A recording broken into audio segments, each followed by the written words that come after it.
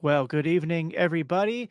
I am your host, Jacob Winograd. I'm the host of the Biblical Anarchy podcast here at the Libertarian Christian Institute, here with my sort of co-host for tonight, Cody Cook, who is a co-host over at the Libertarian Christians podcast. We're all part of the Christians for Liberty network here at the Libertarian Christian Institute. I'm sorry for the late start. I've been having some tech problems for the last few weeks that I've been procrastinating, and because I have too much of a high time preference. And so, in my degenerate ways, I've been putting off the problems of today for tomorrow until all that forestalling led to a critical mass tonight, and my main computer failed me.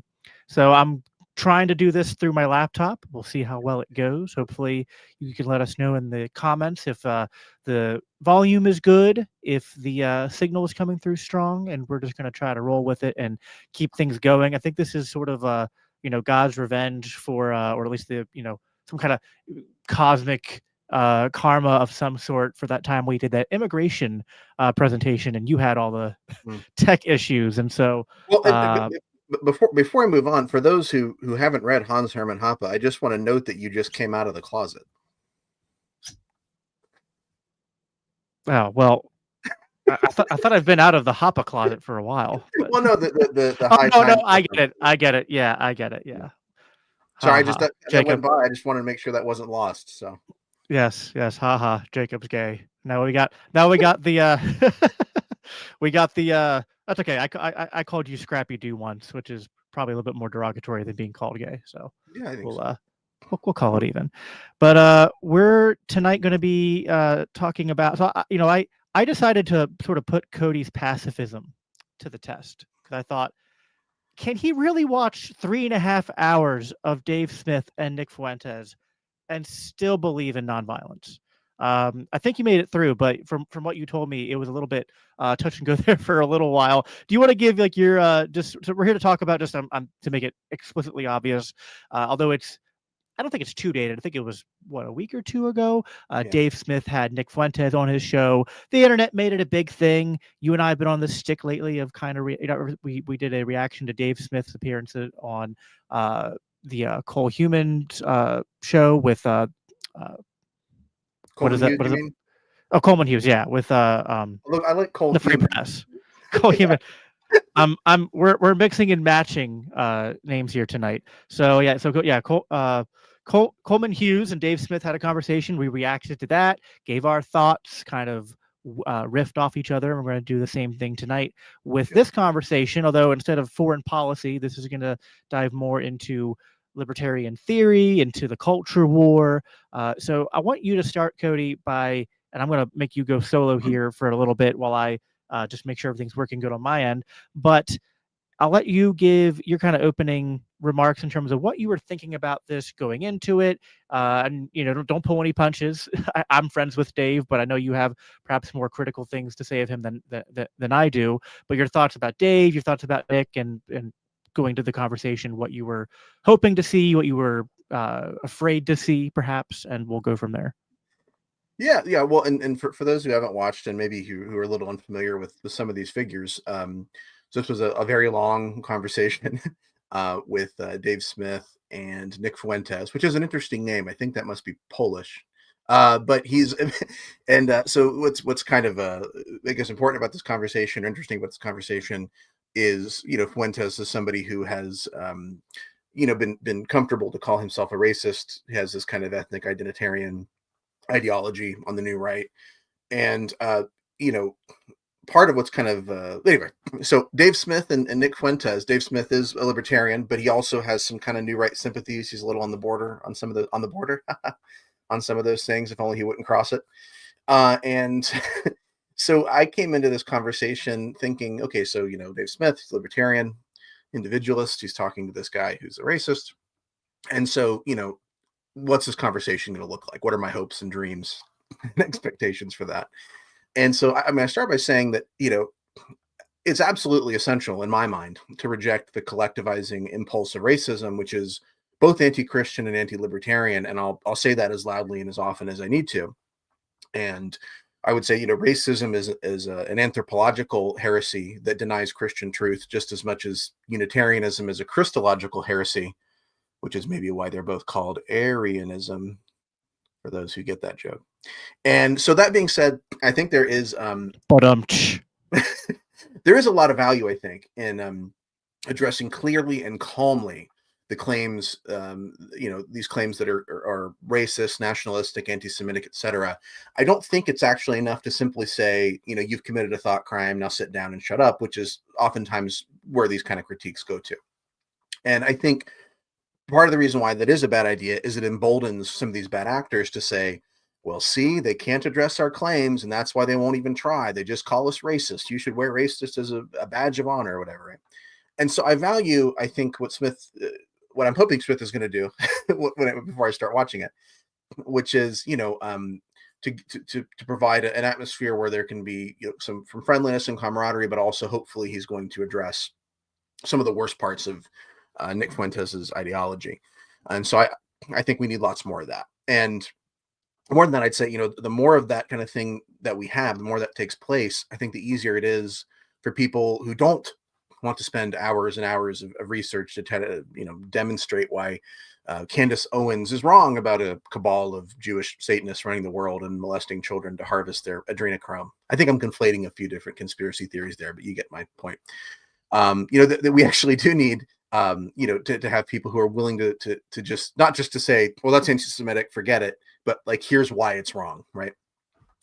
And so, I think when you have strong, dispassionate, fact-based arguments to point to, there is real value in that. It serves everyone else as well, so that they don't necessarily have to spend those hours doing that research, and they can point to a resource that demonstrates the reality, right?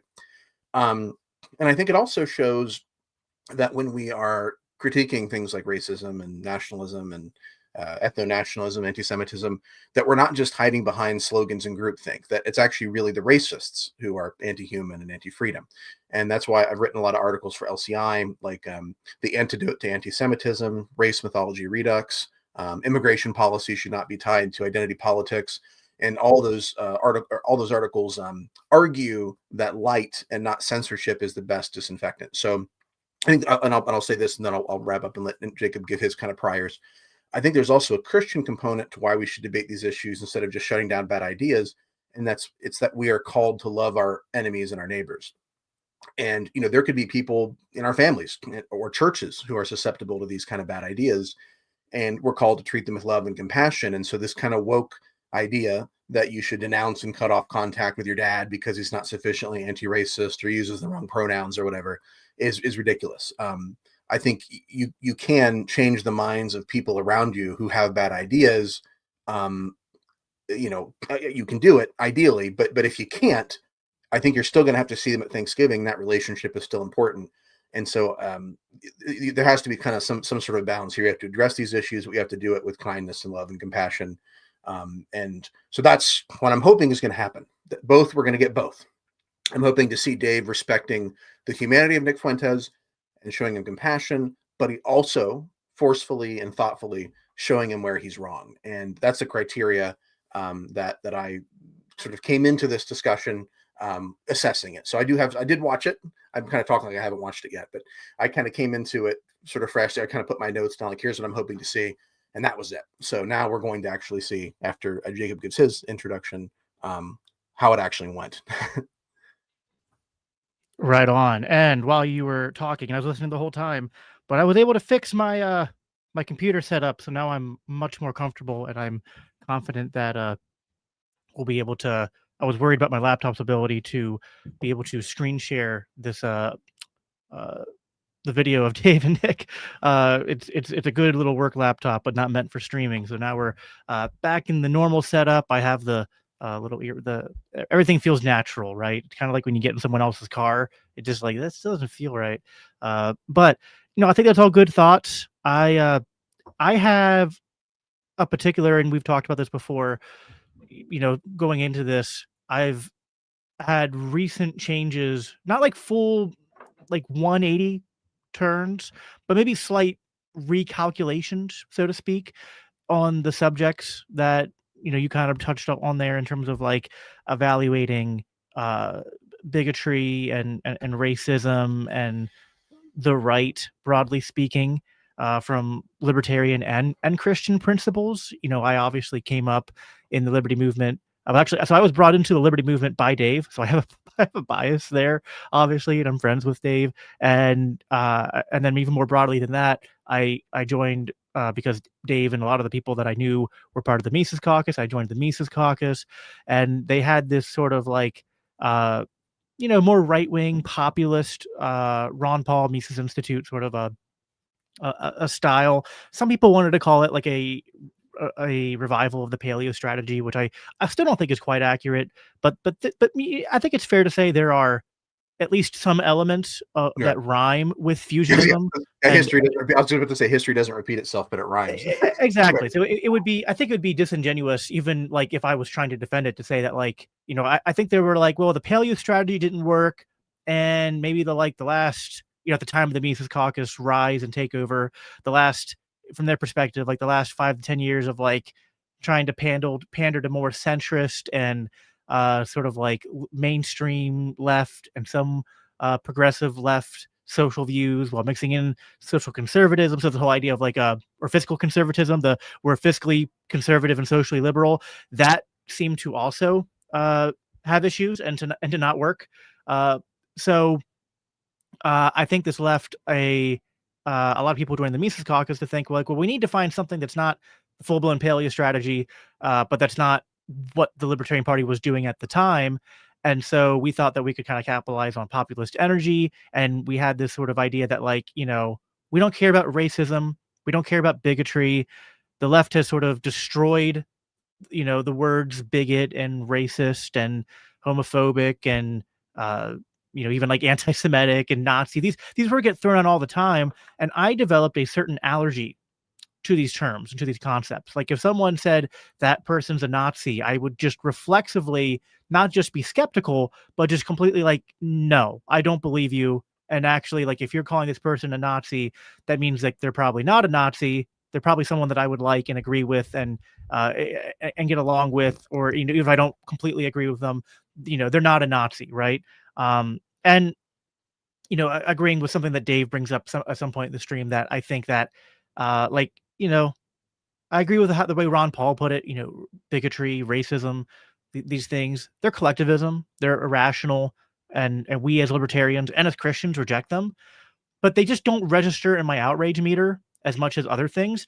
And partly was because I believed that we kind of lived in a post racist society. And I don't mean like literally post racist, but just that like as much as like there's examples of slavery in the world today, but they might seem comparatively less than what they used to be. I thought like, yeah, there's still racists today and racism today, but we're still like way better off than we used to be in these regards. And I just think it's like we need to be if we're acting like racism and bigotry are still these frontiers of social progress that we need to be championing and that they're like the forefront of our focus. Like I feel like that's getting it wrong. And like the things that like we need to be actually focusing on is like, if you want to talk about race, how about we talk about how the American empire is preaching, to white people about their their privilege and to be less racist while they go halfway around the world and bomb brown people, right? So we're talking about race. I'm going to bring it up in that context, or bring it up on the, how the war on drugs is, disproportionately affecting minorities. I'd bring it up in those contexts, but not in,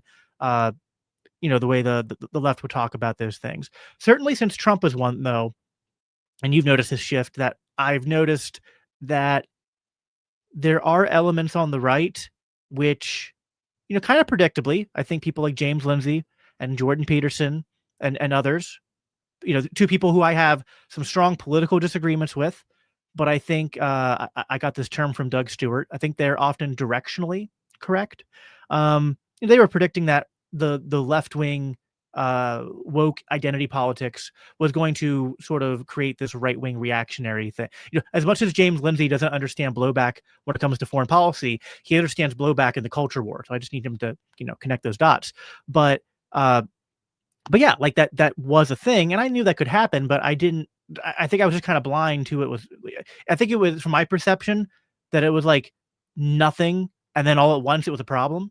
But more likely it was building up gradually behind the scenes, and I was just kind of turning a blind eye to it, perhaps somewhat subconsciously, perhaps sometimes even willfully. So I'm trying to recalculate, even though I'm still, I kind of see one side here who I think are correct in pointing out some problems with like the new right and with people like Fuentes. And then I still kind of am sympathetic towards Dave and sort of the camp he represents, where I think like, okay, but like there's still something that we were reacting to from kind of the old guard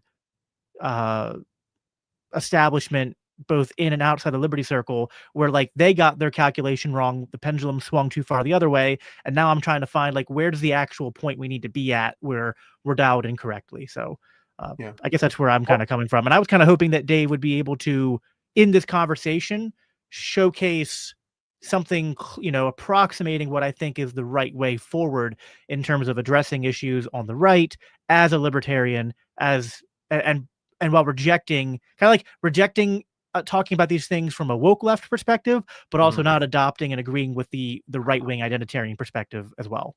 Right. Well, I appreciate you checking your privilege and acknowledging your racism. No, I mean, Yes.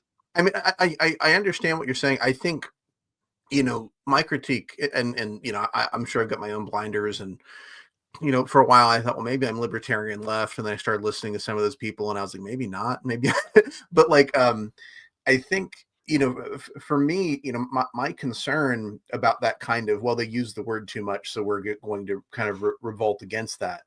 It's like, maybe there's that kind of whole boy who cried wolf thing, right? Well, you blame the boy who cries wolf, but that doesn't mean there's no wolves. And I think my concern about the Mises Caucus, and also maybe the classical liberal caucus from the other direction, was that they were letting kind of left-wing and right-wing culture war categories, I think, warp libertarianism, because I feel like libertarianism is very centered. It's not about kind of reaction. It's not about sort of a really an attitude toward time like progressivism or conservatism is. It's really principle centered. And so when I sort of I felt like people were going, well, we're going to kind of set aside the principles because we want to sort of side with a certain place in the culture war here. To me, that felt like kind of an ideological failure or twisting. So that was kind of my concern. And maybe it has gotten worse. I don't know. I mean, it's tough to say because Twitter shows you so many horrible things, and you go, okay, well, this isn't probably how most people think. So you have to keep that in balance for sure. So So anyway, so I wasn't necessarily supposed to respond to you, but just was thinking. No, I think that's fine. I'm actually trying to pull up our notes here so I can look at the timestamps, and for some reason, I'm having a hard time seeing the timestamps. So I don't know if you can help me out and remind me what the first timestamp is on your end, because I can't see it for some reason. Yeah, I've got one right at 11 minutes about about the Rogan shouldn't have Daryl Cooper on anymore conversation. Right. Okay. So I'm going to pull that up. We're going to go full screen here. By the way, can you guys who are watching, because we kind of didn't have time for pre-sound checks and then I switched gear halfway. Can you just let me know if my audio and Cody's audio are, more or less in parity with each other? No one's too loud or too soft, because I don't want you guys to like listen to the next hour, hour and a half, however long we're on here, and kind of be like, struggling to follow along. So just let me know in the comments and I can adjust things if needed. So, all right, let me remember how to do this. It'll be really great, everyone, while I'm doing this. You see me struggling because it's actually hard to do a show and produce a show at the same time. It would be great if LCI, and we're continuing to grow and we're funding new projects all the time. We have books that are coming out next year that we're, Cody and I and the team are really excited to share with you. But we're hoping that we can keep adding more people to the team and keep, increasing the quality of the things that we're producing for you, and having like full-time producers and stuff to help us with these live streams would be great. And you can make that happen if you want to continue to support this show and see it grow by going to libertarianchristians.com/donate. And then you won't have to hear me continue to make awkward pitches for you to donate while I stumble around with technology. So now instead you'll get to hear him promote My Pillow. That's right. Yes. Once we get to that point, then we'll start doing ad reads, just like the Daily Wire. All right. So we got this pulled up at about the 11-minute mark. Cody, if you this was more your timestamp, so just let me know when you want to interject and stop it, or I can stop it when I want to interject. But we'll just kind of play it by ear. And guys, let me know in the comments if I think I did this right, but let me know you can hear it. I think something fundamental to it was that it was like with all these guys, with Sam Harris and Jordan Peterson and Ben Shapiro, your whole calling card was, we have these conversations. We don't shut voices out. You have to win the argument. We're against cancel culture. And then they're like, to watch them going on these tours of like, Rogan shouldn't have Daryl Cooper on anymore and all this. You're like, yeah, but come on, dude. Now, what are you? You just kind of, you exposed yourself for being exactly what you claim not to be. And that is something that people don't get over easily. Right. Well, and no one's really on their side on that. All right. So I'll minimize that for a second, and we can. So what were your thoughts on that? Would you agree with Dave? Disagree with Dave? I was gonna say, wouldn't it be funny if we just played the next 2.5 hours and just didn't say?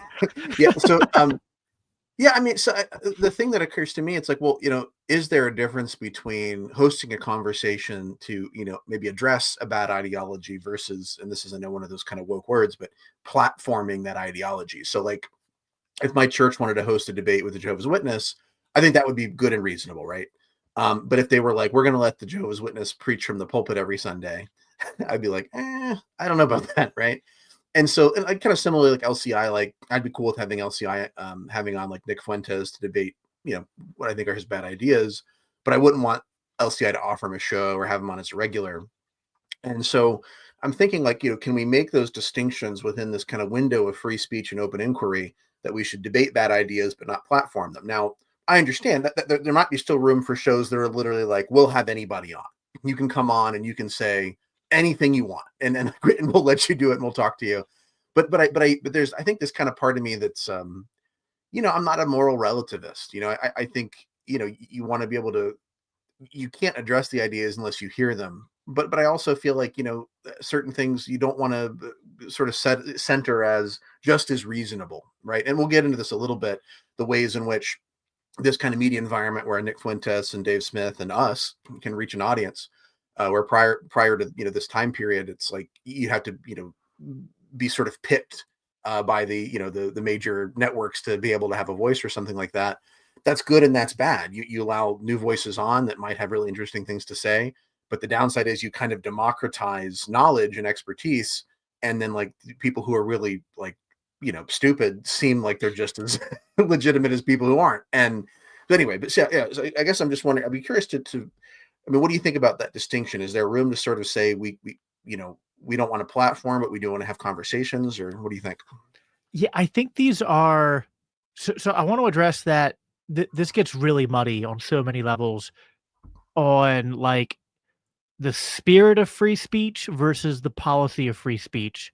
Because I know that another angle on this would be that people would say, well, people have a right to use their voices to say we don't want people on these platforms, and insofar as the platforms are private companies, they can choose how to allow and not allow people on their platforms, and it's not, and it gets muddy when are these people in places of power, like when when Trump's FCC was saying to take Jimmy Kimmel off the show. Now, I think Jimmy Kimmel just deserved to like not be on the air anymore, because I don't think he's been relevant or funny in years.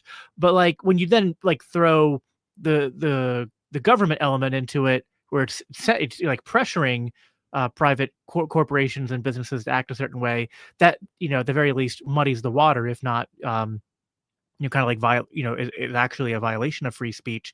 But I think there's also the spirit of free speech beyond just the government policy, where the pursuit of truth requires the sort of free exchange of ideas and taking the taboos off of the table. I like the the old Tom Woods meme in his old intros, like setting fire to the index card of allowable opinion. And to some extent, I think that if you like, let's take a controversial subject like race and IQ.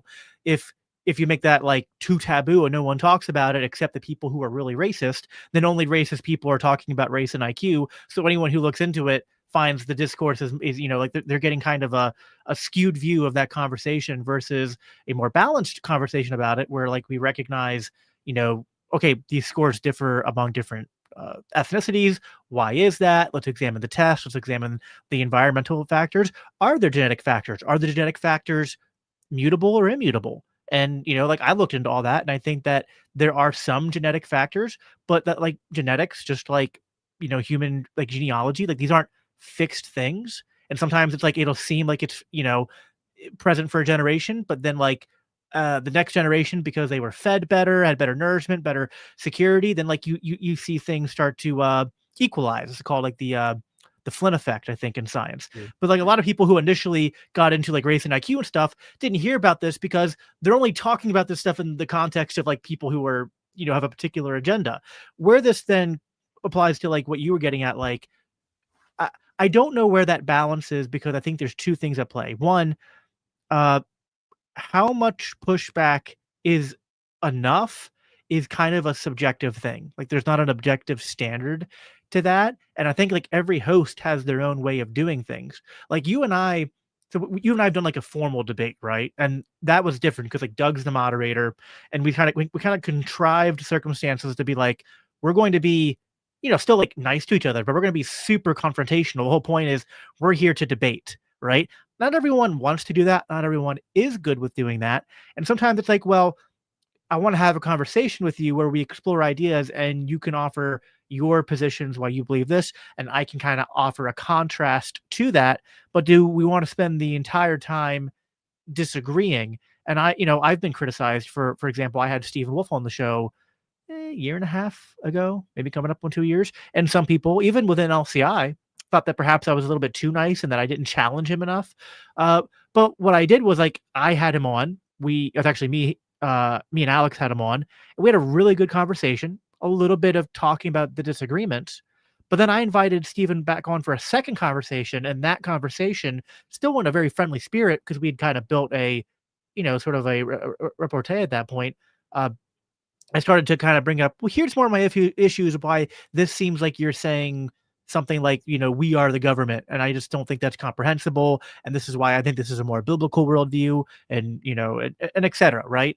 So I think I get your perspective of like, if you just like, invite a white nationalist on and they just sit there and they're just like, and we want to deport all the black people, and we want to kill all minorities, you just sit there and nod the whole time like, yeah, oh wow, that's so interesting. Like that's kind of like the reductio ad absurdum of like, all right, maybe you shouldn't just like, have a nice conversation with no pushback with just anyone who says anything. But on the flip side, if Dave had invited Nick on and just like, yelled at him all the whole time, like, you're a Nazi, you're a racist, you're a a sexist, that doesn't get anything accomplished either. So I think the best thing is to just kind of be like, if you have a platform, use it the way you want to use it. Everyone's going to do their own thing, and that's kind of the free market at work. So I know it was a long answer, but it's a very important question, and one I've given a lot of thought to as it pertains to myself.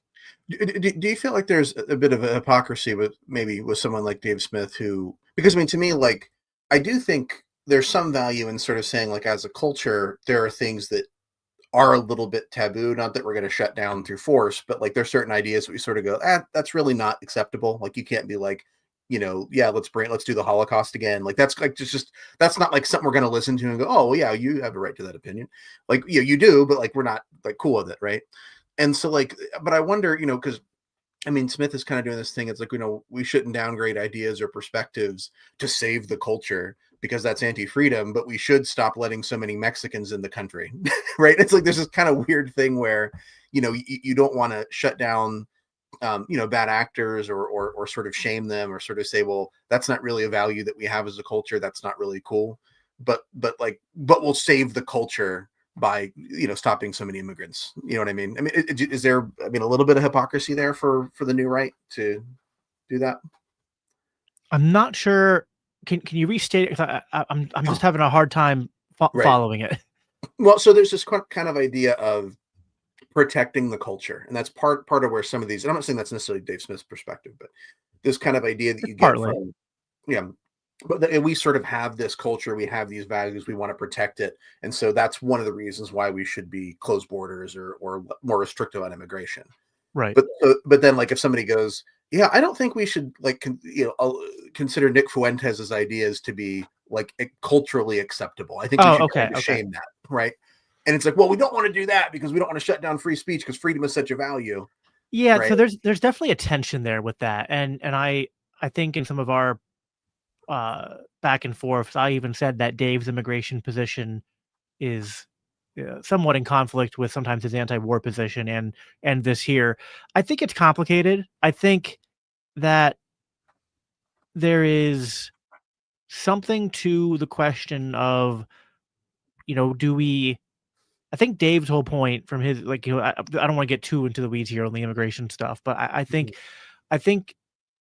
Dave is asking a question and sometimes not arguing it in the most effective way, but it's asking a question of are we obligated to let anyone in and everyone in? Is there never a number where it becomes too much? Especially if you consider we would all agree, barring some weird natural catastrophe in a stateless society, it would be kind of weird to have, 10, 20, 30, 40, 50 million people, coming in all at once, different cultures. And we don't have to, agree that all cultures are good, etc. I guess what you're pointing at, and I think even Dave has said this self-admittedly, is that where you draw the line in terms of where are we going to sort of stop considering these pragmatic concerns in terms of what we can maybe the opposite side to this would say you're making a libertarian argument for authoritarianism, right? Which I'm very sympathetic to, and that's kind of a slippery slope. And I think that you're kind of pointing out to that slippery slope there. And I think that is a valid concern. And where we draw the line can seem somewhat arbitrary, but sometimes we have a hard time. Sort of Dave actually brings this up in the conversation with Nick. He's like, well, when should people start driving cars? We know 5 years old is too young.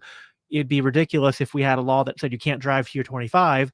Where exactly is the line? We don't, sometimes we have a hard time drawing lines, and the lines we draw, we might be that's not perfectly justified. That's kind of arbitrary. I think the libertarian worldview is that these decisions should be, sort of necessarily decentralized because they're hard to draw, and having a central planner draw it for an entire continental landmass is problematic. But then it's well, while we still have that central planner, what do we do? So I get what you're saying. I would say I don't mean to cop out and give a very sort of Jello answer of saying I see both sides there, but I do. I kind of see both sides there, and I think that it's one of those tensions that is why immigration continues to be one of the most hotly contested issues among libertarians. Yeah, well, I guess maybe to put a finer point on it, I guess the inconsistency I see is sort of well, we should make sure that Nazis can get platformed, but we can't have so many Mexicans here, right? Because because and I think, well, keep in mind the internet is not bound by one country, right? So I mean, you can have conversations. I would say I think Dave would point out that Nick could be in a different country and still have a conversation with him. And so I think there's a difference between conversations on platforms which are on the internet and having communication and having free trade versus should everyone be able to be heard and have a their some capacity for free speech, and should we fight for free speech versus should we allow everyone to live in this specific area who wants to come and live in this area? I see a slight tension there in terms of on the extremes, you're there are probably some immigrants who have more libertarian views that align more with Dave on everything but immigration, who want to come here, that Dave might be advocating not to come here, while he's platforming and defending the rights of someone like Nick Fuentes. And that can seem on the surface a little bit of an inconsistency if you're connecting that to we have to protect the culture. But I don't know. I guess it depends on what resolution. On a zoomed out view, I kind of see the tension. But I think if we dive into it, it is a little bit apples and oranges. But I again, I kind of see both sides here. Okay, fair enough. Did you have another clip you want to go to, or? My first timestamp won't come in till the 55-minute mark. So what's the next one after 11 you have? I've got 12 minutes and 20 seconds. Okay, so I will put this back up. I will try to hover as close to that as I can. I got 12 minutes. We'll just play it from there. They were probably not even in good faith. And now they want to come out and tell us, well, but like you said, we can't have that conversation, or Daryl Cooper's too far, or they're doing the same thing to him that they did to you, where they said, well, you're not a historian. And it's like, okay, well, neither is really anybody. Does anybody have the right to critically think, or to read books, or to offer an opinion? Or are we literally just going to be told this is what you're allowed to think because, we're the experts? Well, it's also the other thing, dude, because I'm like, I got in this, well, I guess not. I mean, you were doing your thing, I think, at the time too, but for whatever reason, I got in like at not really in, but I was doing shows at Fox News for a while. There were like a few particular hosts who were really good to me and had me on. It was like Kennedy and she had a Libertarian show there, so it made sense. And then Greg Gutfeld used to put me on. Tom Shalhoub used to put me on. So this is like back even in the day. And then I've done a bunch of their shows since. And it's like, one of the things that just bugs me about the whole conversation too is you're like, look, I'm not saying there's a lot of garbage online, so I'm not like defending, there's dumb political commentators online. But when you're talking about like the elite level, or like I'm just saying, objectively speaking, I used to do those panels. If you go back and look at any of the panels I was on, out there somewhere, it's just always me carving everybody up because they don't know anything. Right. Like it was, dude, me and you are, compared to the old guard, elite level. Like they maybe would occasionally get someone in there. Occasionally you'd have Pat Buchanan on a segment. You'd have someone who, like Ron Paul, or someone who really knew what they were talking about. But like every day on cable news. So the idea of being like, well, you're not an expert. Or Daryl Cooper's not an expert. Do you know what you're hearing on cable news? Do you know how much? Is that a good stopping point? Yeah, I think so. Yeah. Okay. Sorry. I thought he was going to get to his point a little bit quicker. He took a while there. Yeah. So, I mean, the kind of the note that I had here, and I kind of previewed this earlier, but like this kind of question, can only experts talk? This is the importance of expertise. And so like, and this is a question I keep coming back to because, this idea, this is the democratization of ideas that everybody, can have a microphone.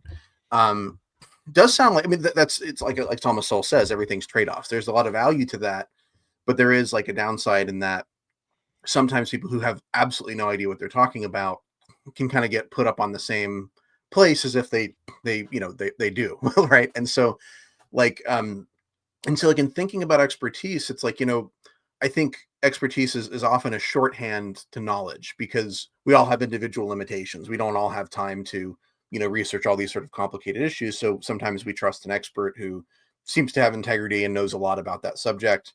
I mean, and it's ultimately kind of the division of labor. And so, but there's two problems, I think, with expertise. One is that, intellectual expertise, unlike, technical expertise, like being a plumber or a car mechanic, is often intertwined with political power. So to be considered an expert in the realm of ideas is to be in the club. And I think that's probably even more so in places like, foreign policy experts, right? And I think that brings us to that second problem with intellectual expertise, which is being in the club often means that there is like a community bias. When you're part of a scientific establishment, for instance, in theory, everything, should be questioned. There should always be creative people doubting the conventional wisdom and testing it. That's the scientific method, yada, yada, yada. But sometimes the establishment settles on a position, often for political rather than scientific reasons, and they rally around it to prevent it from being questioned. And I think the way you solve that is you platform experts that don't work for the establishment as well, and you emphasize the importance of intelligent dissident voices within a field to keep the majority honest. So I think you do have to bring in, intelligent minority opinions to challenge that. What I don't think you want to do is, just sort of solve it by saying, okay, we've given up on the experts. What do the dumbest or most off the wall people in the country have to say now? And I think that sort of mindset is kind of where we go, like kind of from, I don't know, like a, Barack Obama or whatever to a Donald Trump in the White House, or Nick Fuentes being treated as like an important thought leader. And in the pre-internet days, we had these gatekeepers that you had to vouch, that somebody knew what they were talking about. They had something to hear, worth hearing before they could gain an audience. And that's good and bad, because it's good because it's, your limited time and attention aren't being flooded with dumb opinions, but it is being flooded with people whom the establishment's vetted. And that's not necessarily always great opinions either. And so I think the internet is interesting because it levels out the experts and the doofuses, and it gives morons like Cody Cook a platform and a potential audience. But I think there can be value in that leveling, because good outsider ideas are finally given a seat at the table. But it also, I think, helps me to appreciate, Smith's argument against egalitarianism when I consider the fact that there are people out there who think Nick Fuentes' views are just as valuable or even more valuable than a specialist in one of the fields he pontificates about, and that they're just not, right. So, and that's another one of these sort of things we talk about. The Smith at one point does this sort of thing where he's like, well, it was in the last conversation where he's like, I'm no egalitarian, but when we talk about the value of different ideas, he kind of is, right. It's like, oh, of course, every stupid idea is welcome at the table. And so, I think, Smith himself brings up an example of this around 2 hours and 45 minutes. He talks about how Netanyahu had to publicly address whether he had hired someone to murder Charlie Kirk, right? And like that would not have happened, 30 years ago. And so, like, Smith thinks that's pretty cool, but like, is it actually cool that the dumbest conspiracy theories have to be addressed with the same seriousness or more seriousness, in fact, as like actual crimes against humanity that Israel might be committing? And so there's not like a right or wrong answer here, but it just, there's a lot of, I think, tension because, there are people that I respect because I think they're knowledgeable. Now, not all of them are necessarily degreed or whatever, but I believe they've done their homework. I believe they have integrity. And so I'm interested in hearing their opinions. And, but not everybody, other people will, listen to, Candace Owens. So anyway, but I'd be curious to get your thoughts on that. So I think the problem is that we need elites and we need experts, but the institutions that should exist to properly help us, like, give us at least signals of competency and expertise have been just thoroughly corrupted and completely, like, they're completely morally and like expertly, like, just they've been debunked, they've been discredited over the last 10 years, 20 years, however, it's been happening a long time. And I don't think it's just a left-wing problem, it's a right-wing problem too. And because of that, people have turned to, more of the, this person doesn't have a degree. I mean, I don't have a degree in anything. I'm just a person online who's read I am the Christian libertarian equivalent of Dave Smith. Like, Dave Smith will say, I'm not an expert. I'm just a comedian who's read a lot of books. And I'm like, I'm not an expert. I'm just a mechanic who's read a lot of books, right? And I like to study theology. I mean, I've thought about going to seminary. I've thought about getting a degree. It's not in the cards at the moment. But I do think, on one hand, the internet makes it easier for, like, information to be less gate kept. And so you don't necessarily need these, like, physical learning centers and degrees to learn things as much as you used to be able to. And there's a level in which the sort of, like, university and expertise apparatus is less about testing how smart you are and less about, sort of testing, like, how competent you are. And it's more about testing how well are you able to strengthen the sort of, like, establishment opinion and uphold the status quo, right? And stay within the index card of allowable opinion. And someone who, again, who says a lot of things who are correct and then just fails to live them out is Jordan Peterson, who says that, in order to get to the most vital ideas that we need as a society to advance, it's like you need 99 stupid ideas to get to that one good idea.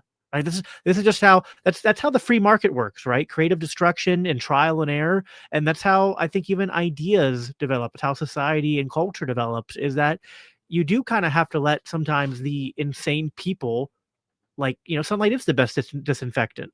Now the problem is, in the same way that the government distorts the economy with artificially low interest rates and the printing of money and spending money into the economy and wars and the criminal, just, I mean, everything the government does distorts the economy. It also distorts the marketplace of ideas. And so when you suppress ideas for so long and lie to people for so long, that creates a sort of blowback where then people just don't trust anything, and they find the people who were telling the truth about one thing and then go, well, now I trust this person, sort of like implicitly. and say, well, I've been lied to by this establishment for so long that, like, what else have they been lying about? And I think that's a good question to ask. But the same intellectual rigor you put into that one thing you found out the establishment was lying to you about, you then have to apply that consistently. You can't just find, and you shouldn't do this with Nick Fuentes. You shouldn't even do it with Dave Smith. You shouldn't even do it with Ron Paul. I mean, you should be willing to hear what people have to say, but always be Bible says test the spirits.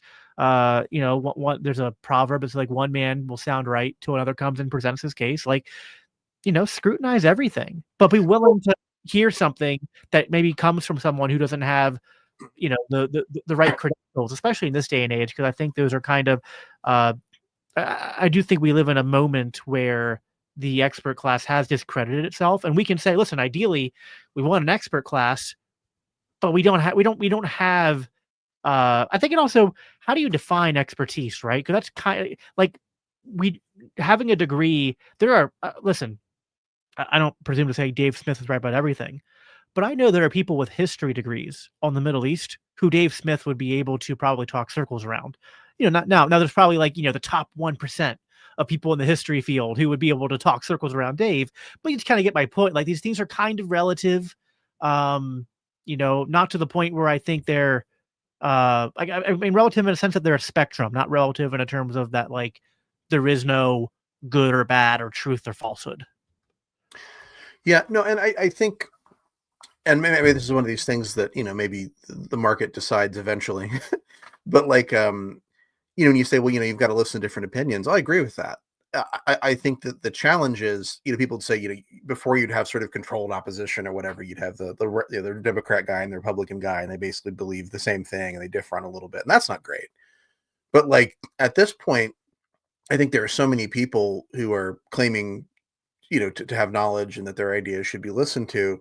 And I think we don't have the time to like sort through that. And so, like, I feel like there is some value in sort of saying as a society that, well, certain people seem to be more knowledgeable. Certain people seem to be more trustworthy. And I guess it may say, maybe that's one of those market decides kind of things. But, for me, I think that's kind of a challenge. It's like,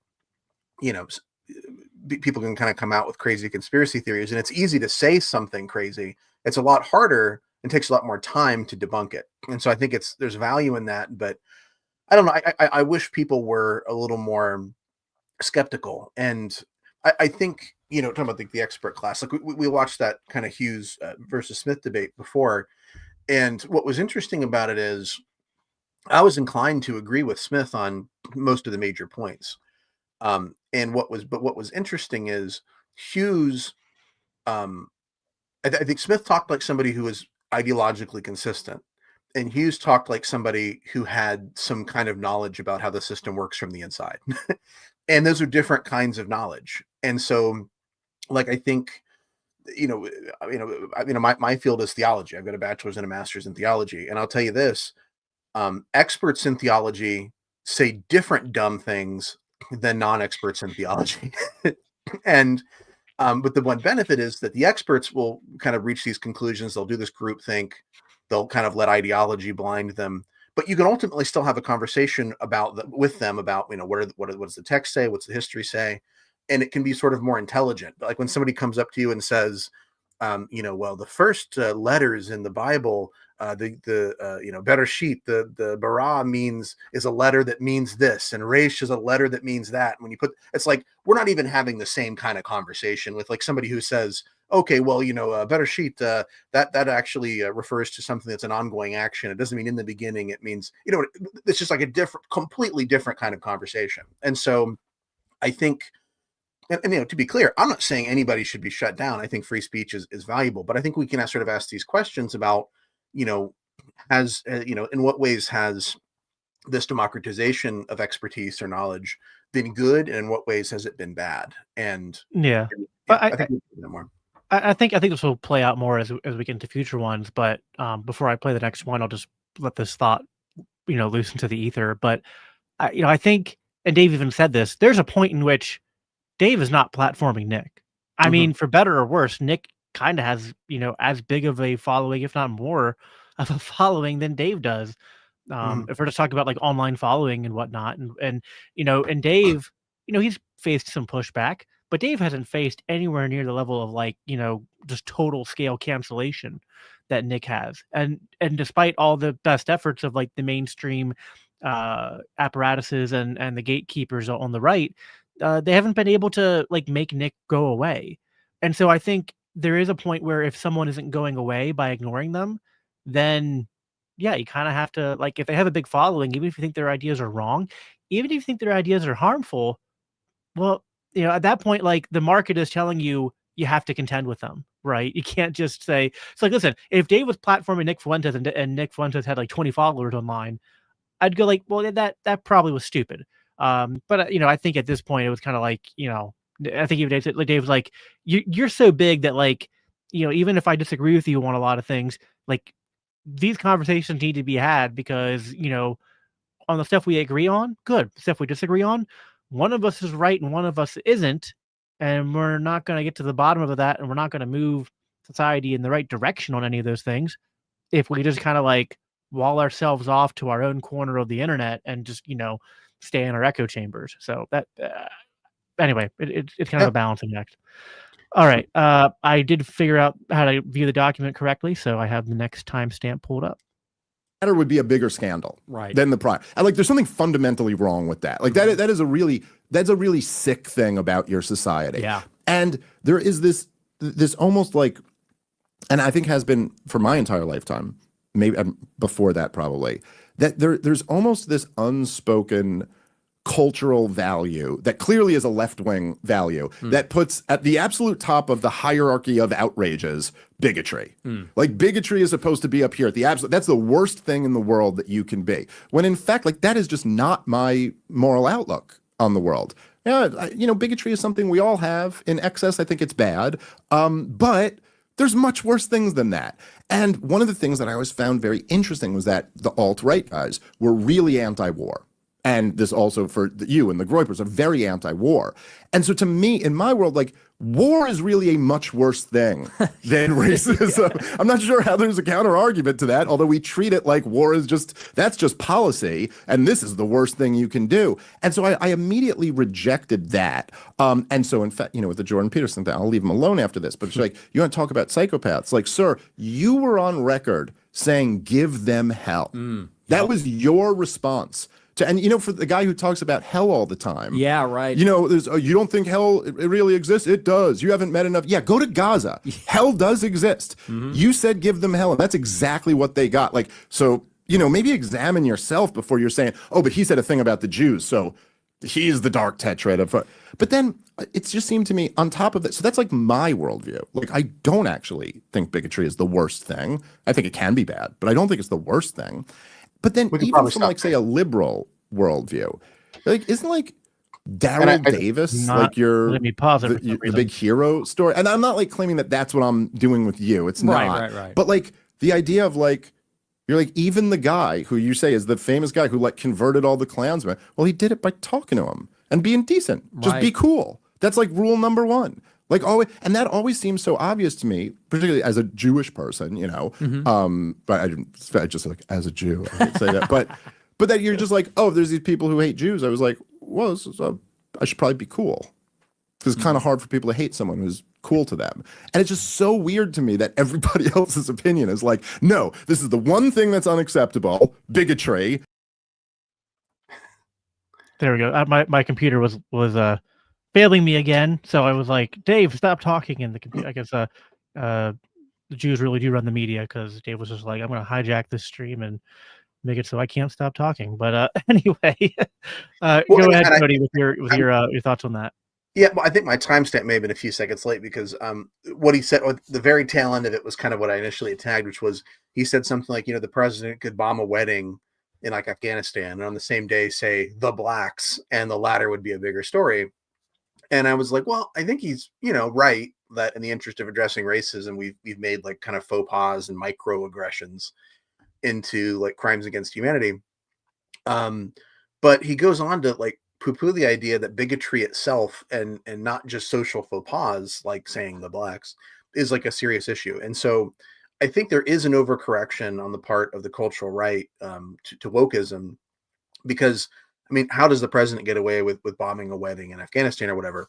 He gets away with it because we've elevated the prerogatives of the state and our nation over the human right to life that non-Americans have. And what is that? That's that's racism. It's saying these people are fundamentally not human, not valuable in the same way that we are. And so I think, I think Smith's point is like, well, it's kind of like, well, you can be racist without being a warmonger, or you can be a warmonger without being racist. And like, yeah, technically true, but they are related ideas. And so I think that's why I say that as libertarians, we can't silence racists. We can't, with force or whatever.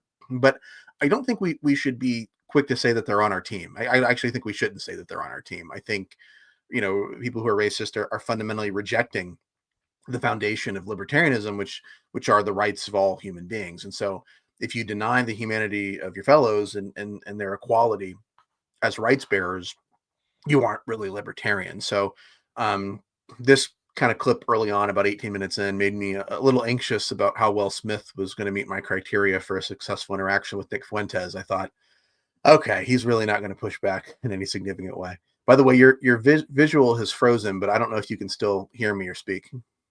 Are you still here, or will I need to talk for a while? Uh-oh. Well, we're live, and I can't hear him. I'm going to go ahead and make sure he hasn't sent me a message on Signal. And if he hasn't, I'll talk for a little bit, because I do have more notes. The problem is I just don't have...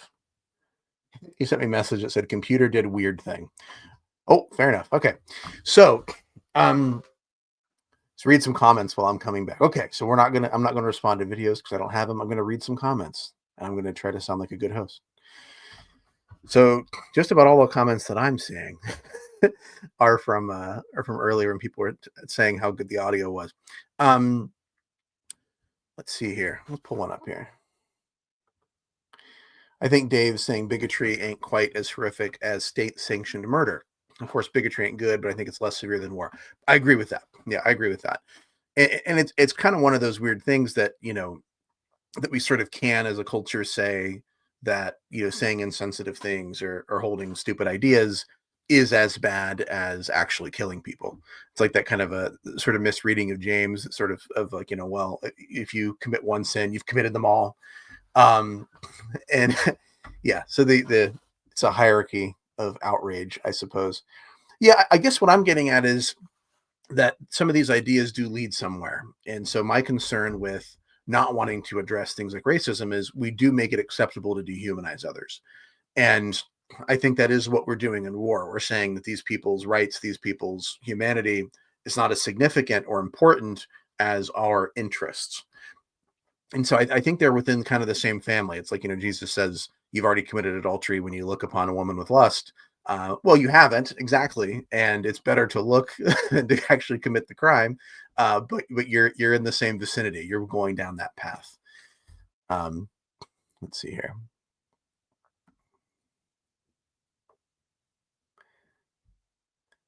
Sorry, I know that having pauses is not a great idea. I'll add a note here. We talked a little bit about immigration earlier, and there's a point that Smith raises at 28 minutes where he says, people don't want their country changed demographically. MAGA has just been more honest about that. Demographic change happened against the will of the people. And I'd be curious to hear Jacob's point on this, because I think Jacob has made a sort of a similar point that our immigration policy has been dictated by the state, and that that in some way the immigration that we have had flowing in is the responsibility of the state. When it seems to me that the laws have been largely very difficult, draconian. Cato Institute has this game called the immigration game, where it talks about how difficult it is to be here legally. And so to me, I don't see that same concern. I don't think that demographic change has happened against the will of the people, in the sense that, the state is, forcing this kind of immigration. Certainly there have been state policies involving taking in refugees, and sometimes it happens on the local level. I'm near Springfield, Ohio, where Donald Trump said they're eating the dogs, they're eating the cats, because we'd had immigrants coming in, I believe Haiti, if I'm remembering correctly. And so, there, you had a lot of immigrants dumped at once, and maybe there were some, bad central management there of policies. But just kind of standing back and looking broadly at this idea of demographic change. I can hear a bit of the Ohio accent. I don't have an accent. Everybody else has an accent. When Europeans came to this land, that was a demographic change the native people living here didn't ask for. They were cool with it until, until things got violent and white people stopped keeping their agreements with few exceptions. When the United States took over the Southwest from Mexico, that was a demographic change that the native people living here didn't ask for. Now, people on the new right will say, well, we weren't immigrants, we were conquerors. And that makes it good somehow, to violating the non-aggression principle. If you do something in war, there goes that whole mentality, right? That the war is fine and the racism is bad. Well, if you win something in war, then you deserve it, right? And but I think the changes that Smith and company are really concerned about here, the ones that they call forced, are usually just people whose ancestors were here before us, crossing the border to live and work here without asking the government's permission first. And so I think Smith is trying to steelman that kind of conservative right-wing side, and but I think at times maybe he flirts a little bit with these kind of early 20th century nativist ideas that I think are basically anti-libertarian collectivist garbage. And I don't want to go too hard against Dave Smith, because I know he's a friend of Jacob, and I actually do value a lot of what he brings to the table. I think he's been a decent popularizer. I'm a little concerned about some of the new right stuff, and not always my cup of tea, but that's fine. While I'm waiting for Jacob, I will talk a little bit about kind of my concern in this conversation that I think is going to be more clear as we move forward, which is there a compatibility with the new right and with libertarianism? And as we kind of move into this, we're going to see, I think, Dave sort of lumping himself in with this group that's Nick Fuentes and Candace Owens and Tucker Carlson, alt-right personalities. And it seems like to some extent, Dave does think of himself as libertarian, but I think he also thinks of himself, maybe even primarily, at least in this conversation, as a new right guy. And then secondarily as a libertarian guy. And I feel like that would explain some of his policy views and emphases, like the closed border stuff. And maybe that's why I'm a little bit ambivalent about Smith. I think when he speaks clearly in favor of libertarian ideas and he helps spread them, I think that's valuable. But I just simply don't give a crap about furthering some new right, big tent that's big enough to encapsulate, legitimate racists, wackos, crazy people, and also Dave Smith, like that, and also maybe me, right? That's not a tent that I'm really interested in. And so to the degree that is his tribe, he's not really in my tribe, right? And he's not entirely in that tribe, but I think he's a little bit in that tribe. And so a lot of this kind of language that we see, the friend-enemy distinction, the anti-egalitarianism thing, well, anti-egalitarianism comes a little bit from Murray Rothbard as well.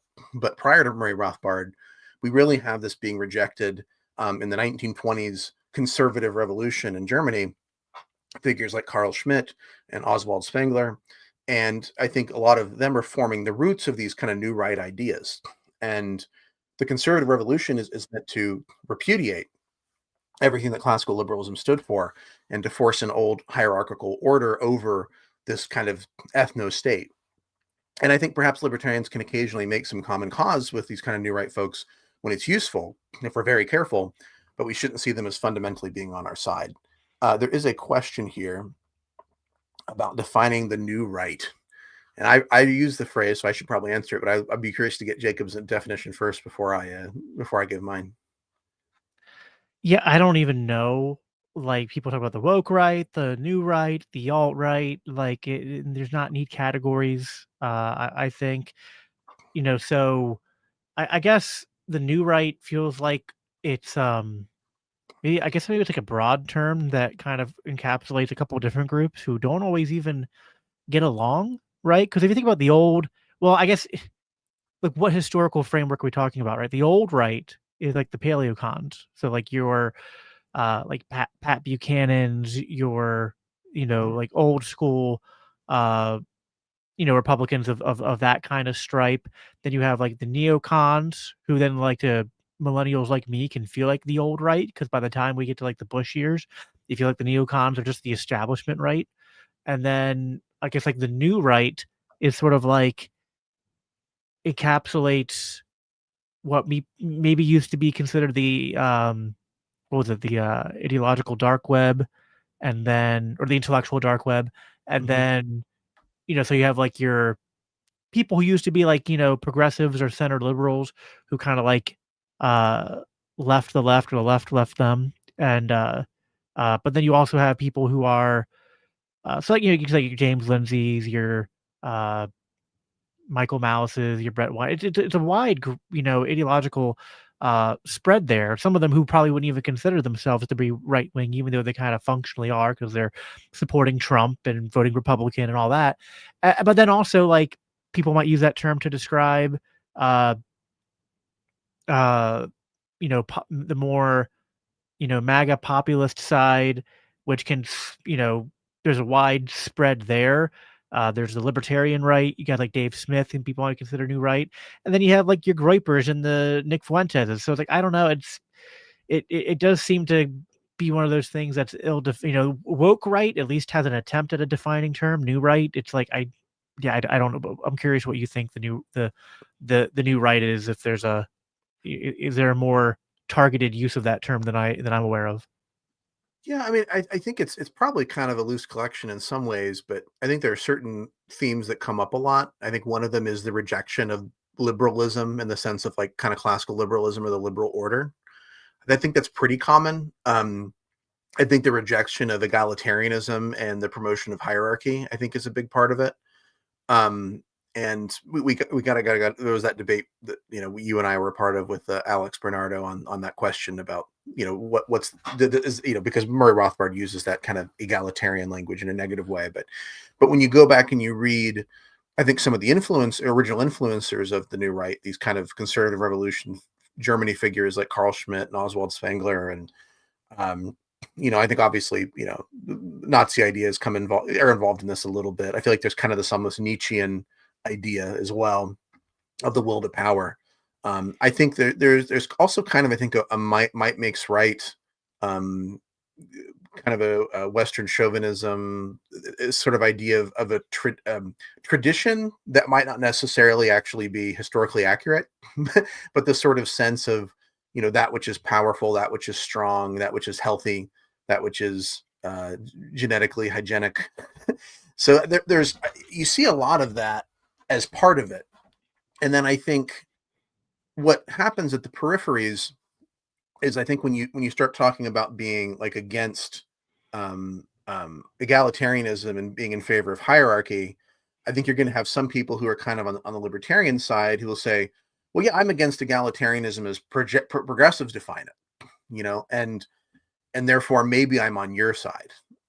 And I guess what I would say is I don't really think there's as much overlap here. I think sometimes people on the libertarian right get kind of sucked in to this kind of new right or alt right, um, by by thinking there's something in common when there's not really. That in fact the new right holds to views that are really anti-libertarian. So, I mean, I kind of agree, but like, here's where I disagree slightly, because I think the problem is the use of what you started out by saying, the projection of liberalism. Mhm. And it's kind of like, so when I see people like Nick Fuentes or your Stephen Wolfs or your Christian nationalists, your, even like CJ Engels, who was like a former libertarian, rejecting modern liberalism, I guess, and this might be where we differ. I go, well, you're right to reject modern liberalism, but I kind of say, well, you're right to reject modern liberalism because it's no longer actual liberalism, right? And insofar as I have a soft spot and a sort of ideological, sort of like root or like shared ancestry with classical liberalism, Mhm. I'm an ANCAP. So like my view of liberalism is like pretty good, but didn't go far enough, right? And like there were some fatal flaws, I think, in that recipe that lead to modern liberalism.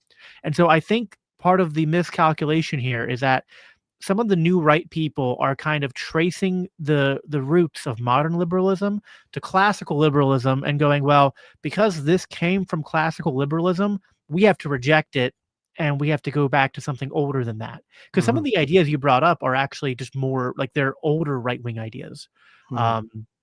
So again, it kind of gets arbitrary when you're talking about, is it new right or is the new right just kind of like morphing back into what the old right was before the neoconservatives. It's hard to say. And insofar as they are, it's like when they're rejecting liberalism, sometimes it'll kind of appear like we have some alignment, but then when they're rejecting not just modern liberalism, but the core tenets of liberalism being individualism and property rights, and like limited government and not egalitarianism, in like the colloquial sense, but sort of a something that actually Nick Fuentes says in this conversation, a sort of equality under the law, right? That these are things to strive for in society.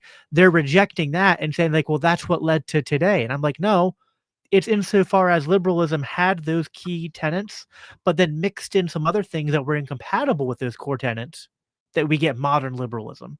And so it's like, I think we have to simultaneously go back and go forward, right? It's like, we're kind of like, hey, we veered off the path of what liberalism had going for it into like, chasing down its worst parts. And we need to go back and like chase down those good parts. And like, my point is like to people like, hey, you took liberalism all the way down to postmodernism and then feel like you have to go all the way back. Like, no, what you need to do is go back to, the Declaration of Independence, but then go further and go down the Spooner to Rothbard route. Right. Like yeah. No, I just read Mises's book Liberalism, and what struck me about it is, he's trying, because he's not an anarchist, that he's trying to sort of join two things together. One is liberalism and where it leads, which is free markets and free people and property rights, but he's appending it to the state, right? And so so I think that's, when you sort of say, okay, well, what is liberalism teaching? What's teaching the fundamental quality of all people? What happens if we append the state to that? Oh, well, that looks like democracy, right? And so I think that is kind of part of the problem, is liberalism does become something else when you add state, when you keep the state on it, that it wouldn't look like otherwise. But I think sometimes, though, there is also a, in trying to veer away from that, sometimes you have a veer in the other direction. And we won't get too into Hoppe today, but I think Hoppe is trying to avoid that mistake of democracy. And he sort of goes into like, well, I'm not saying I'm for monarchy, but it is better than democracy. and even then, I think that's kind of I think that's what Hoppians think Hoppe's saying. But I do think Hoppe does a good enough job at saying that it's more nuanced than that. That there are things about monarchy that, like, if you're evaluating the trade-offs, that like I actually think Hoppe would probably agree with this. That in the short term, democracy can be better than monarchy, but in the long run, because monarchies tended to have at least some kind of like pseudo aspect of like you're not just a temporary steward of the resources of the nation, but that like these kind of go by generation, that there was a more of an incentive to have a slightly lower time preference when evaluating things. And so that was in some ways over the long run, like it was, again, a mixed bag and a trade-off, but like anyway, Hoppe is always, I think, though, appealing to like, I'm not a monarchist and I don't propose we go back to monarchy. It's just a useful foil to show that like democracy isn't a universal good. It's a mixed bag, and even monarchy is a mixed bag. There are, there were some monarchies that weren't quite as totalitarian or as much of, these giant warmongers, these giant imperial, like for every Great Britain or like the European colonial powers that were like monarchies, there were also these small monarchies that kind of just like, kept to themselves and people kind of lived peacefully. So it's, we tend to kind of like want to, in the West, I think, have this sort of like, the world was barbaric and evil and violent until democracy came down and say that's why I think Hoppe's, the book is aptly named Democracy, the God That Failed, because democracy has become an idol in our society, even though I would say that, like, there are times where we probably could be grateful that we live in a democracy compared to other political systems, because it's just about evaluating the trade-offs. Well, and I think that Hoppe is making primarily an economic argument. He's not making a hierarchical argument necessarily. Like, I think there's folks on the new right and maybe a little bit on the libertarian right that would make a somewhat different argument, that would sort of appeal more to the idea of hierarchy as inherently valuable. I think his argument is that when resources are privately managed, they're managed better than when you have superintendents of a democracy that sort of giving out favors to people willy-nilly to stay in office. And I think that's a really interesting thought experiment and a valuable point. I do think he understates the sense in which monarchy is also wasteful, but just in different ways, that resources are given to the king for his purposes to be wasted rather than for the benefit of the people. It's still a central planner, right? Yeah. But that's why sometimes the monarchies that didn't seem so bad, it's kind of like actually the same problem with like some social democracies. They don't seem so bad. It's like, it's kind of the same thing. We go, well, yeah, they have listen, there's parts of the Scandinavian countries that have like what looks like social democracy. But yeah, they have a social safety net that's rather, like it looks bigger and more, socialist than what we have. But also their economy is kind of like way more free market than we are, right? And so they have this like these wealthy capitalist economies that are funding these social safety nets and kind of making them work, and it's small scale, right?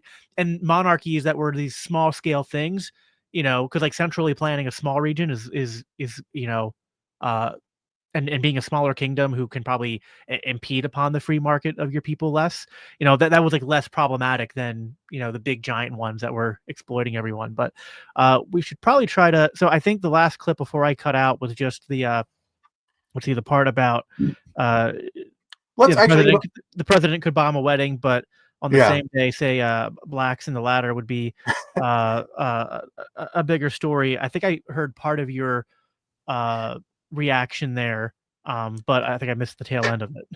Well, you know what I might do here, because I know we're a little bit limited on time. Maybe let's jump to 42 minutes.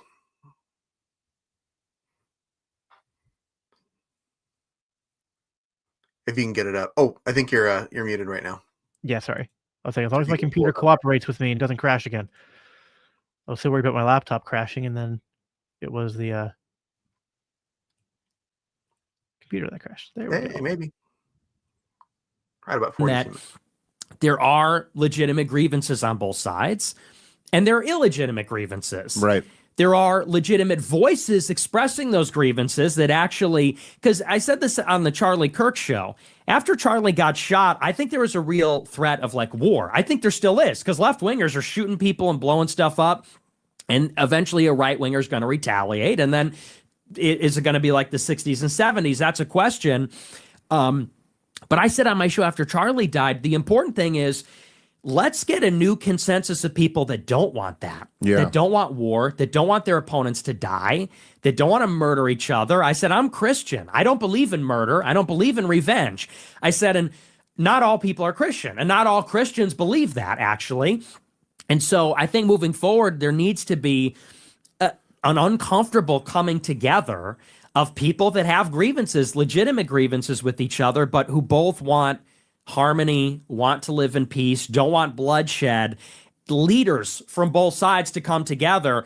But I'm not optimistic. I think that the most cynical, calculating people rise to the top. They will incite and exploit the divisions and try to vie for control. And I think, conflict is more likely than peace at this point. Yeah, it's very hard. It's very hard to keep those, because it's so easy. It's so easy, And by the way, just because you mentioned it, and I did say this publicly a bunch, but I really did appreciate your episode after Charlie Kirk. Thank you for that. So it was, it reminds, I was on Piers Morgan debating that Brandom. Wait. Hey, I can mute the YouTube while you're figuring it out. I can't hear it now. Can you hear it? Maybe you can. Anyway, I think I got it muted if you want to try to work on pausing it. All right, am I still here? Yeah, you're still here. Okay. I don't know why we might have to stop with the sharing thing because it, for some We reason, might when have. my computer does that, it's like, whoa, that's too much. When I try to pause it. But anyway, if you want to, yeah, Yeah, you can. I want to say something positive about what Nick Fuentes says here, which is that I think he gives a really, I think, clear-headed and positive address here. And I think, friends can address conflicts and issues and try to find a way forward. And if we aren't willing to do that, if we want to live in our little grievance bubbles, then yeah, racial tensions are just going to get worse. And that's why the far left and the far right are really aiming for the same thing, which is, I think, racial disharmony and just ongoing eternal resentment. Um, I think the civil rights movement in the 1960s was effective because it was rooted in Christian teaching and that belief in the value of every human life. And unfortunately, I don't think you can say the same for progressive movements on race today.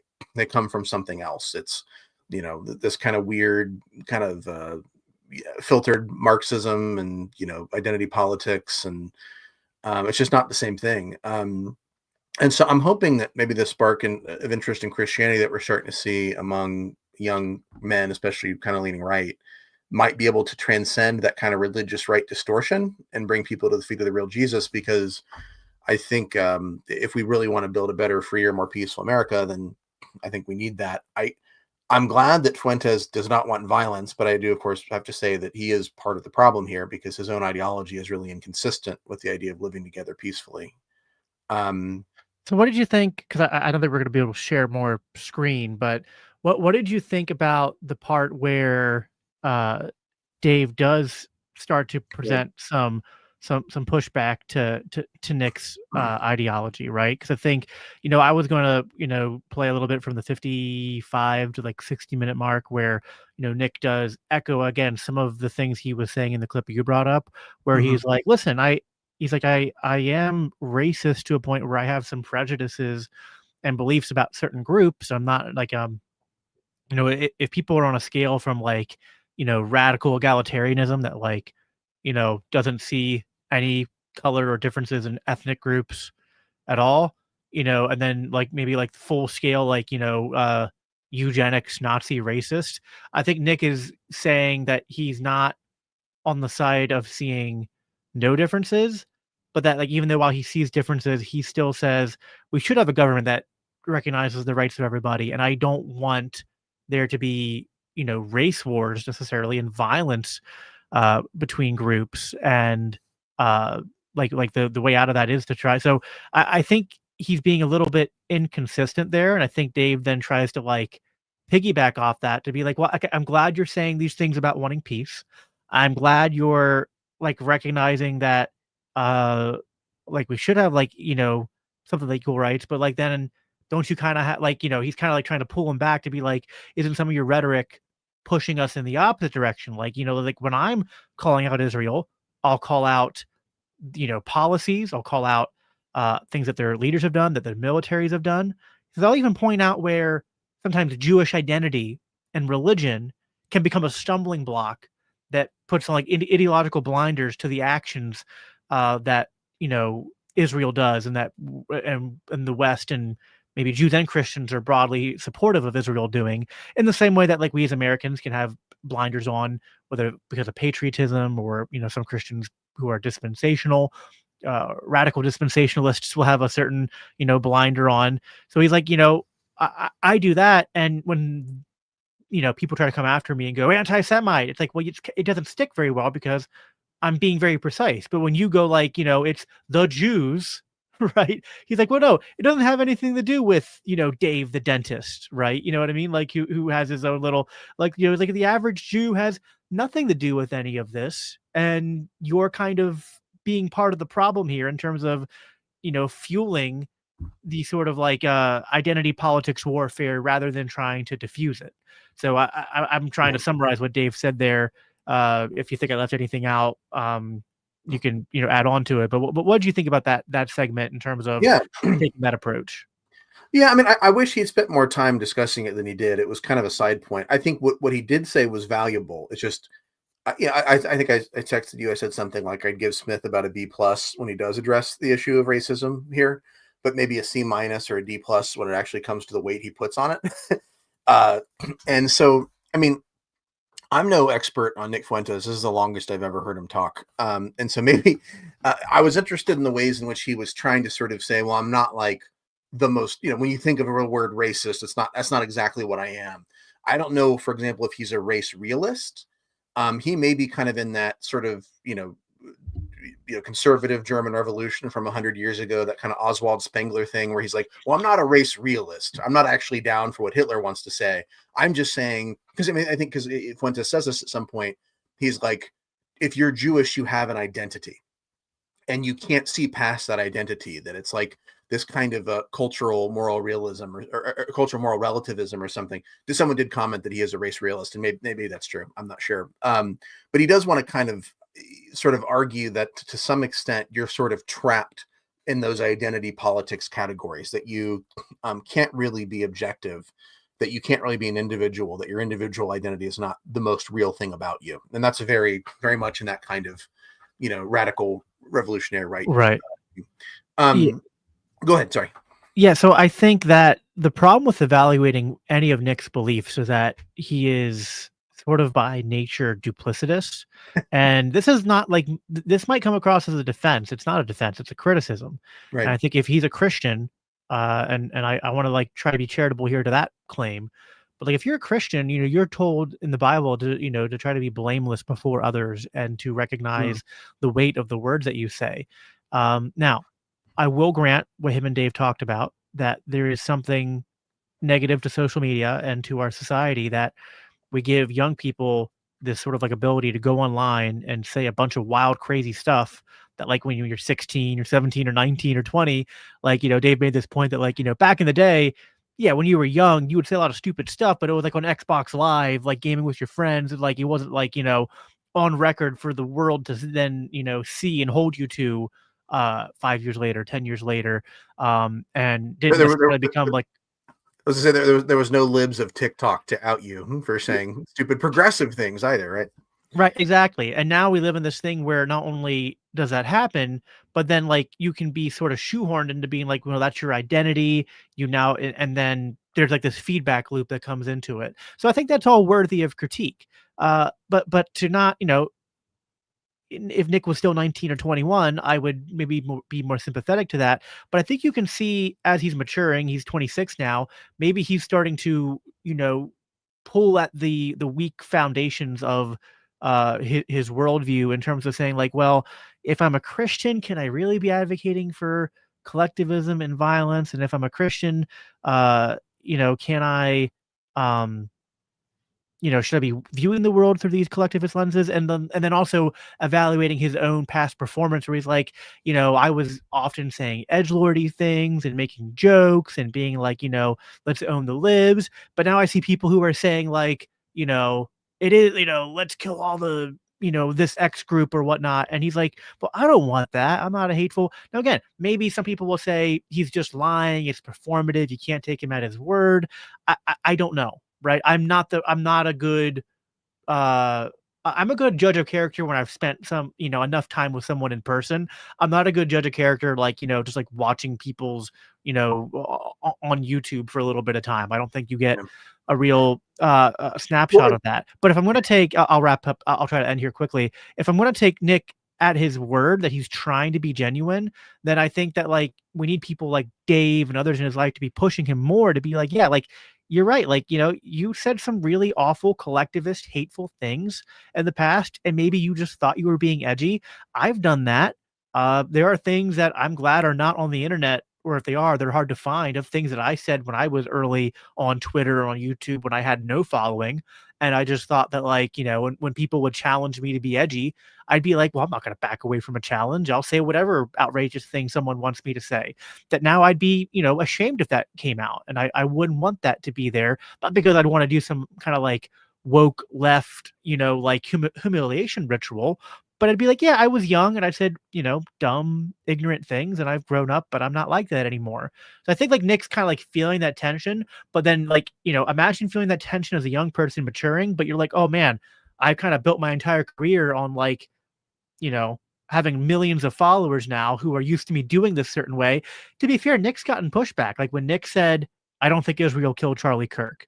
And when Nick is, trying to backpedal some of his more extreme positions, he's getting, blasted by some of his fans and whatnot. And they talked about this later in the conversation where people are now like, oh, Nick's a Fed and all that. Right. And so I don't know. I think that anyone who tries to necessarily like reduce Nick Fuentes to be like, he's all evil, or to like, go the other side and say, oh, he's just misunderstood, he's really a good guy. Like, no, I think the truth is somewhere in the middle. I think he's said a lot of awful, evil things, but he's also a human being who probably does have some knowledge of the truth. And maybe he's starting to feel that pull, and we should be praying for him to like, give into those good impulses and not the bad ones. Yeah.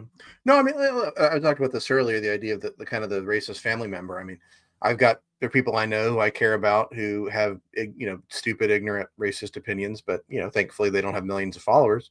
But but I also know that that they have a lot of good qualities despite their ignorance. Well, and, there's in particular, I think where Smith is really useful here. I think he says this more or less directly at about an hour 38. Fuentes wants to do this whole thing about not being in favor of racial violence, but he's really inconsistent on this point, because I think once we've decided that identity politics is the way forward, that those outside of our ethnic identity group are against us and we have to fight them because we can't really find any common ground. I mean, yeah, of course that's going to lead to violence. And so, I mean, that's where left-wing identity politics logically leads. It's where right-wing identity politics logically leads. It's where Fuentes' identity it's where identity politics leads. And so I think if he's going to stand up for human dignity and peaceful relations between different ethnic groups, I think he just needs to abandon the identity politics. He needs to embrace classical liberalism. And Smith does say that, and I give him credit for that. Like I said, I wish he spent a little more time talking about it. But yeah, again, I think it's one of those like temperament things where like, and I have this too. Now I think my Christianity pushes me to kind of like equalize those forces more, to confront people more than maybe I would be inclined to where I think they're wrong, but to be simultaneously more gracious to the people I view as my enemy. And I think that's tough, right? But there's a balance there. And I think Dave is like, well, listen, like Nick might have said all these bad things, but he's on my show saying really good things now, and we're being friendly. So again, I think it's like you want to. I think he said at one point, "I'm not trying the Daryl Davis you," but I think he kind of is, but isn't. He's like, I don't, because you don't want someone to feel like this relationship is really just a transaction, and I'm just like, same with evangelism, right? You don't want someone to be like, I'm only interested in you to like convert you to my religion and that's it, right? No, like you want to be like, listen, I'm interested in you as a person. I want to build a relationship with you. And then like, the fruit of that should be a friendship and the opportunity to then be like, as your friend, to have like, listen, some things probably are better off being said and having, confrontations happen behind closed doors, right? Some of that can be done out in the open, but some of it is, people are sometimes when they're in the spotlight, they have an audience, they're more resistant to change. So I hear what you're saying. Like, I think a lot of us, and even me at times, I was like, man, I wish there was more screen time of the pushback, but would that have been the most beneficial for Nick and for like the people who follow Nick? Or like Dave said, like, I struggle with this because on one hand, I've seen that racism and anti-Semitism is a bigger problem than I initially thought, but I still struggle with like, but I think Dave is more right than he's wrong in terms of like, yeah, the way to combat that is not to spurg out about it and not to finger wag about it, but to just kind of, like go to those people and be like, okay, you believe all this stuff about Jewish people? Well, I'm Jewish, and just talk to me. I'm nothing like that. And you just kind of like you slowly disavow people of those those views through them getting to know you, like Daryl Davis did. So yeah, and I think you could make an argument or a case for what Dave might be doing, right? Because from the outside, it seems like he's spending a lot of time saying we're basically on the same team, right? And it's like, really? You think you're on the same team? And but there is that kind of thing, I think, where when you want to try to persuade somebody to come onto your side, it's not necessarily always the case that good arguments are going to do it. That you want them to feel like there's a connection, that you guys are on the same team, that they sort of trust you, They're more interested in hearing you. They know that where you're coming from is not like a finger wagging place. And so I think he does say some valuable things. I guess I felt that it was kind of the elephant in the room, and I think maybe a little more time should have been spent on it, especially in a public kind of setting. What he said, what he does with Nick in private is maybe a different thing, but you kind of hope that Dave will sort of address those points more directly, and that Nick will have sort of an opportunity or to respond to it. There's a couple things though that Dave says I think that's really helpful. At about hour and 36 minutes. Dave sort of says that Jewish identity politics warps moral perspectives, and so he's seemingly agreeing with Fuentes there, because that's Fuentes's point, is that these identity politics kind of become who we are, and we can't see objectively. But really, he's not helping Fuentes, because what he's saying is true of identity politics in general, and so what's interesting here, he says that Fuentes and the Zionists are in fundamental agreement about the framing of Israel's relationship to the Jewish people. Yeah, right. Because Israel says if you're against Israel, the state, the people with the guns and the whatever, you're anti-Semitic, right? And then people like Nick are really the people who are cynically taking advantage of that claim. They're like saying that unironically, yeah. They're saying, well, Israel has said that if you disagree with us, you're anti-Semitic. So right. I disagree with them, therefore I'm anti-Semitic. And I mean, that's just sophistry. But I think, it's not true. But yes, I mean, and I think we talked about this before. I mean, I think that's really putting Jewish people around the world in danger to make those kind of arguments. Yeah. No, I agree. I think, I'll give you the last word here. Here'll be my last word. I think that Dave sort of has done a good job at setting up the rest of the liberty movement. And then especially, I think us here at LCI, I think we're uniquely equipped to try to then take this sort of starting point and build upon it. And I think, a lot of what I want to focus on is to talk to the people who are in agreement with Nick on this sort of identitarian worldview, who identify as Christian, especially, and to just be like, well, what does the Bible say about these things? And to go back to scripture and to have this be a conversation, not to, again, not to sort of listen, all have, as Romans says, all have fallen short. We all have bad ideas that we have believed at some point. We've all done bad things. So this is not like a ganging up thing. I think, listen, I mean, part of what Paul is doing in the book of Romans is addressing tensions between ethnic, groups and all this history and baggage between the Jews and the Gentiles, right?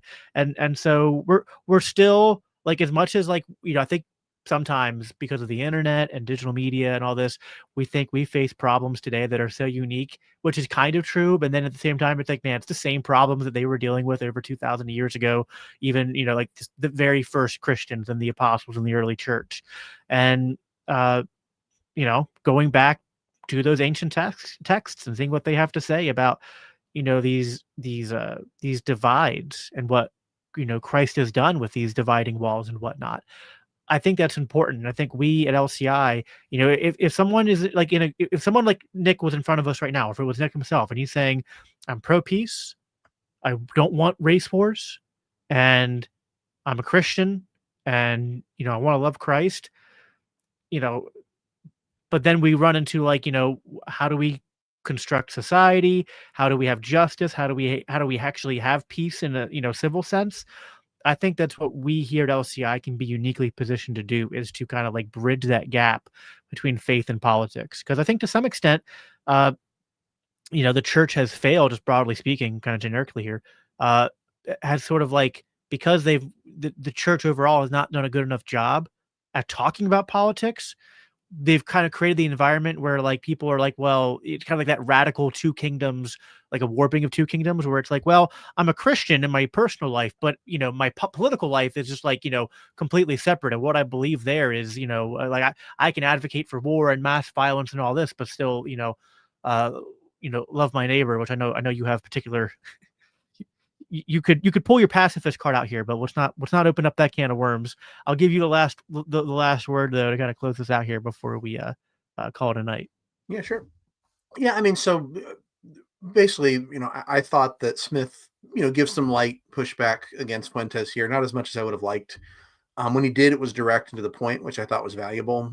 At the end of the day, I just don't think Smith is really all that worried about stuff like racism or anti-Semitism or Holocaust denial. I don't think he really feels that leads in any particularly, terrible direction.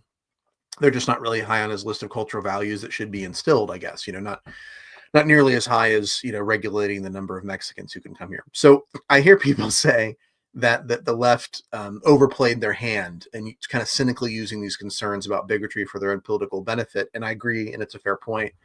I don't think that the proper response to that is to say, well, I guess it really doesn't matter that much after all. Racism is not really a concern I have. It doesn't matter if we're repeating, Weimar Republic era talking points about the globalist Jews. That's just speech. Doesn't matter. I think we actually should address those concerns. I think, you just be honest and say, well, this is not racism, or this is not really the kind of, this kind of, Archie Bunker-esque, comment here is, maybe it's in poor taste, but, that's not that big of a deal. You have to be able to make those distinctions. But, this idea that we should give up on being concerned about racism because leftists have abused the category, I don't think is a valid one. I think Smith might say that concerns about racism are generally just attempts to create thought crime or regulate free speech. And libertarians believe in free speech, so who cares? But he's also addressed, we didn't play the clip, but he's addressed in this very video that social consequences for horrible speech can be legitimate, right? And so there is a distinction to be made here between censorship and just, being, ostracized because you say ignorant, hateful, horrible, dehumanizing things.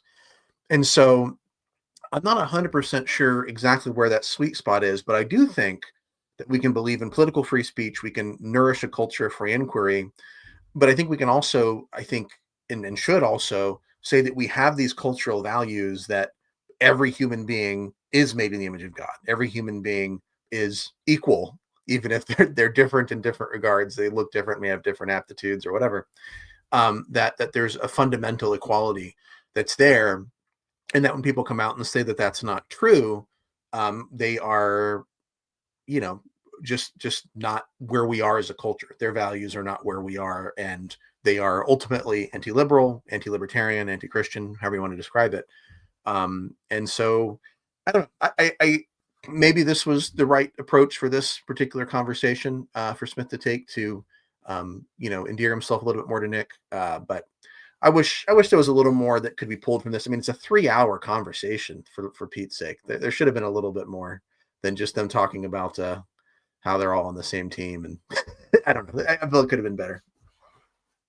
All right. I mean, that's, I think it's fair to have that perspective. I guess I disagree respectfully to some extent. I mean, probably could have been a little bit, but more at certain points. But I also think it would have been a little bit too heavy-handed if it was like 50% of the conversation. So I don't know. Maybe there's a happy medium there. But I also think sometimes, I think there was a point where like maybe Dave was saying stuff and expecting Nick to give more pushback, and Nick didn't give as much pushback. And so then Dave could have kept harping on it.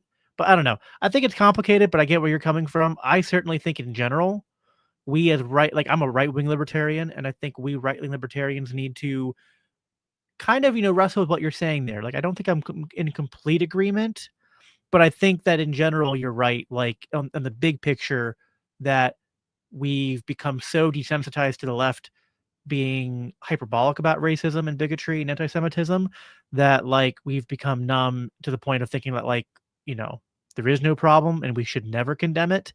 I would say maybe there's a happy medium where we're not doing like cringe, like I denounce bigotry as irrational and repugnant and clutching our pearls, but that we can just kind of offer, like, I think you would agree at the times where Dave was doing that, that maybe you wanted more of it, but when he was doing it, I think he was, modeling a good way to push back against those kinds of things. So He was addressing the right concerns, right? Yep. All right. Well, thank you everyone for tuning in. Sorry, we had some technical difficulties. I will be back here next Monday and hopefully have all that stuff worked out for you. I believe next week I'm having a conversation with Rebecca Massey who you guys might know had that case with Fire when she was illegally detained and I think arrested for a time for just like, calling out very obvious corruption from her city council and mayor. So I'm gonna have her on the show. We're gonna have a good conversation. That'll be again next Monday at I think like 7:30. But check the time online. Make sure you subscribe at Biblical Anarchy on X and at LCI Official for the Libertarian Christian Institute, and then at Cantus Firmus CC, which is on the screen for Cody. And check out the rest of our shows at the Christians for Liberty Network at christiansforliberty.net. And yeah, as I always conclude by saying, live at peace, live for Christ, take care.